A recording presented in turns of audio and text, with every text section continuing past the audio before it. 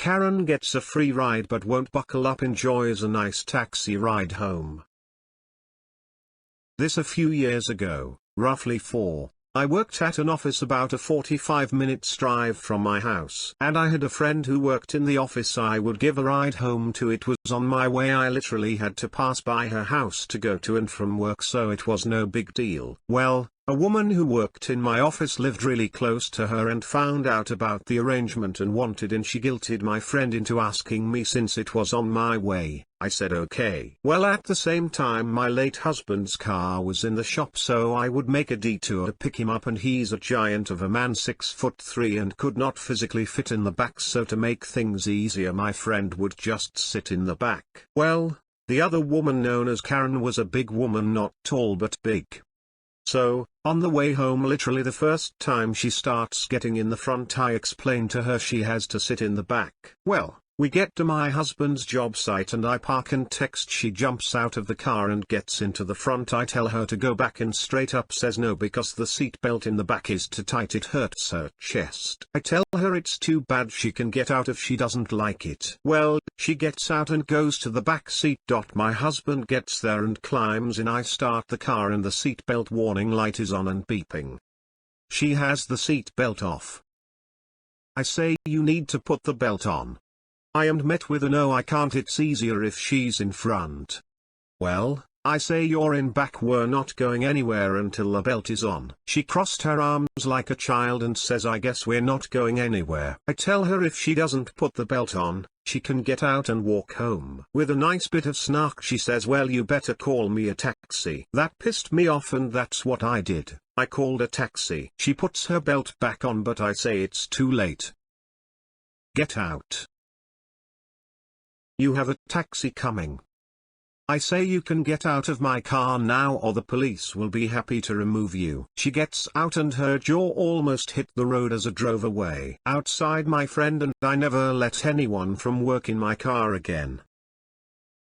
Now to the comments. Snark will get you anywhere you want to go. By taxi. I was once driving some co-workers to lunch and this one knows us hat kept putting his dirty shoes on my airbag/dashboard. Now my car wasn't the prettiest or newest and needed to be cleaned, so I asked him to put them down and he did for a couple minutes, then put them back up saying your car's already dirty, what does it matter? So I told him that it matters to me because I'm the one who has to clean it up and I don't want more work. He does it again, so I tell him get out. He's upset because it'll make him late back from lunch and I said I don't care, you don't disrespect me in my car. Putting your feet on the dashboard is also a great way to lose your legs if you get into an accident. The airbag will basically blow your knees into your face and the force of the accident will give you all kinds of bone and joint injuries. Lol. The very first time I was supposed to drive my in-laws anywhere, they got into the back seat and just sat there.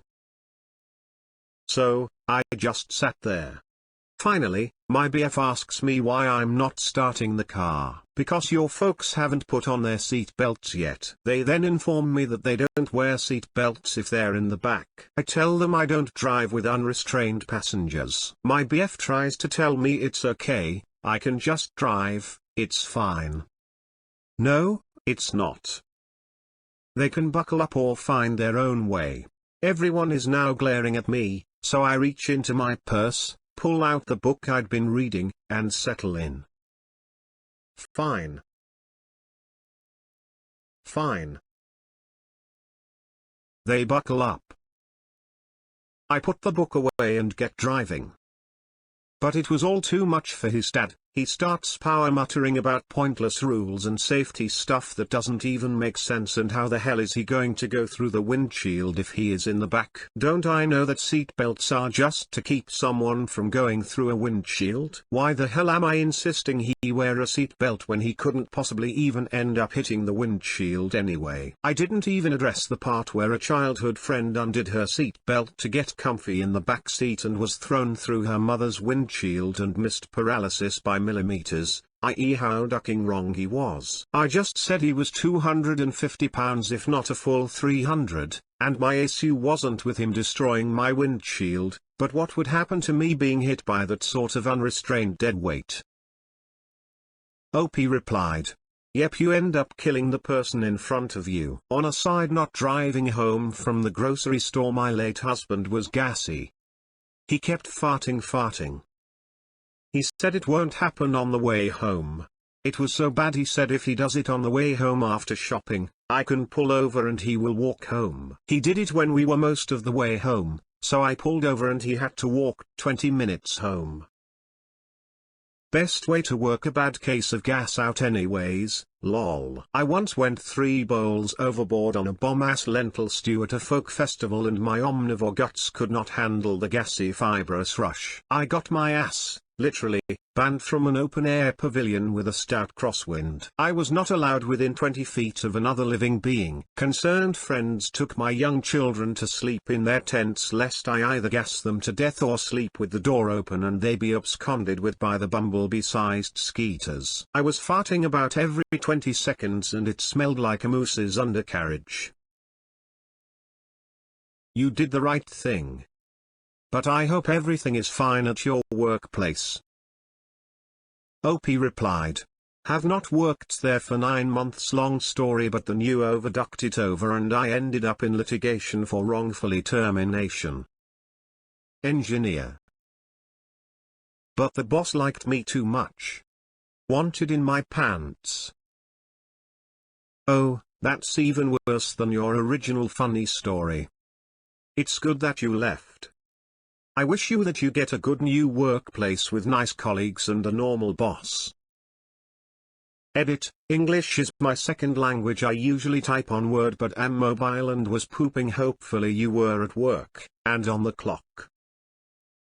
Yeah, back when I was in college and totally poor, I bought a Beta for like $800. I needed it for work and school. Chick at work says she needs a ride home, totally out of my way, BTW. I said okay, and all she did was say how embarrassed she was to be in my car, like walk then biatch. OP replied. Oh, duck, I would have kicked her to the curb. Like the duck, I'm in school.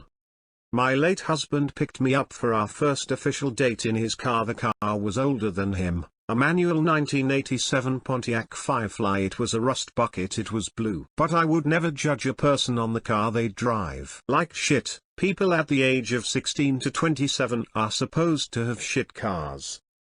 It's almost to law. You're just starting out. As long as you drive with confidence and still manage to put out that swagger, you're good. Dang girl, you're in your late 20s/early 30s, retired, and selling real estate for mint part-time? I'm not jealous at all. Sorry about your husband though. I wish you luck in finding another special person to share your life with. I had a co-worker with a similar situation. Her place was a few houses in down a street right off my route home. So, I did drive her, and she did give me some gas money for it, despite not being asked. Second or third trip, she gets in and doesn't buckle. I just stared at her. Asked her to buckle up, she responded by pointing out that she would get the seat belt ticket, not me. This is true here. I just kept staring. When she got uncomfortable, I said if we got into a crash, I'd be the one to live with it. She buckled up and we continued on our way. She never hesitated to buckle up in my car again, and I later overheard her using that line on someone else. Wow, it's so refreshing to hear about someone learning something and making a change in one of these stories. The audacity of Karens never ceases to amaze me. Here, you're doing me a huge favor, so let me order you around so you do this favor how I want. Some of these stories I don't believe, but I can 100% buy this. I don't know why, but free car rides bring out the worst in people. I used to be part of a carpool to a job I had. We alternated who got to drive for the week, and I had a rule that Jay wanted to leave by X time because I don't like to be late and my vision isn't fantastic. This one person one day was late by about 5 minutes, so I asked, "Hey, are you coming?" "Yeah, I'm almost there." 10 minutes now. Okay, I'm going to head to work. They got pissed and ended up driving to work so fast they passed us on the interstate right before the exit going about 90 miles an hour. Then they tried to make me pay for their gas to the place. People are unbelievable. You better call me a taxi, okay? You're a taxi. OP replied. Late husband and I were at a bar. It was late. I asked the barmaid to please call me a taxi. She did. I was not impressed. One of our service writers never could resist that joke. Most customers got it. But a few were like, I get the joke, but I just want to get home, man. My grandpa had a saying, I am paraphrasing but I can't remember it. It was along the lines of, you are not allowed to audit a favor. When someone goes out of their way and helps you out, you say thank you, you don't make further demands.